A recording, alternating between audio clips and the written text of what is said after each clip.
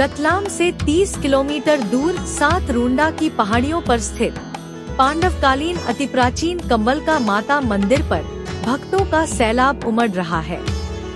यहाँ पर लंबी लंबी वाहनों की कतारें देखी जा रही है, जिससे भक्तों को दर्शन करने के लिए घंटों इंतजार करना पड़ रहा है। मंदिर 500 साल से भी अधिक पुराना होकर पांडवकालीन मंदिर माना जाता है। कहा जाता है कि इसका निर्माण पांडवों के द्वारा किया गया था। इस मंदिर की खासियत यह है कि यह मंदिर वास्तुकला का एक अनूठा उदाहरण है तथा दुर्गम पहाड़ियों पर बिना किसी नींव के बनाया गया है। मंदिर में कंवलका माता के साथ कालका माता, काल भैरव और भगवान भोलेनाथ शिवलिंग के रूप में विराजमान है।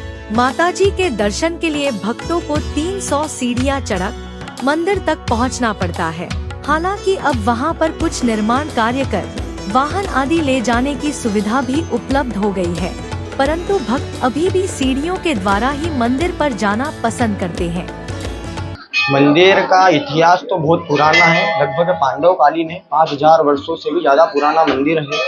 माता को भोग मदिरा और बलि का लगता है। पौराणिक काल से जो परंपरा चलती आ रही है उसके अनुसार आज तक वही परंपरा चलती आ रही है, क्योंकि देवी को मदिरा और उसका भोग लगता है। देवी उग्र स्वरूप में यहाँ विराजमान है, महिषासुरमर्दिनी के रूप में है, महाकाली के रूप में, बड़ी छोटी माता जी है एक और साथ में महिषासुरमर्दिनी है। इसके लिए बलि का भोग लगाया जाता है। और भक्तों की मान्यता है स्वास्तिक बनाने से उल्टा मंदिर के पीछे पुत्र की प्राप्ति होती है, संतान की प्राप्ति होती है। जिसको संतान नहीं होती है, जो अनिसंतान है, उनको संतान की प्राप्ति होती है।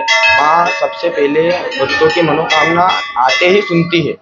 पौराणिक काल से जो भी भक्त आता है माँ के सामने संतान की अपनी मनोकामना रखता है, माँ उसको शीघ्र से शीघ्र पूर्ण करती है और जल्दी से जल्दी उसका काम पूरा करती है। किसी भी मामले का कुछ भी काम हो, माँ उसको सबसे पहले पूर्ण करती है। माता जी के स्वरूप को भद्रकाली महाकाली के रूप में भी माना जाता है तथा यहाँ पर मदिरा का भोग लगाया जाता है। इसके अलावा यहाँ पर बलि देने की भी पारंपरिक परंपरा है। अति प्राचीन और सिद्ध मंदिर होने के कारण मानता है कि यहाँ पर हर प्रकार की मनोकामनाएं पूर्ण होती है। इसलिए भक्त रतलाम जिले ही नहीं दूर दूर से यहाँ पर दर्शन करने आते हैं। नवरात्रि में यहाँ पर मेले का भी आयोजन किया जाता है।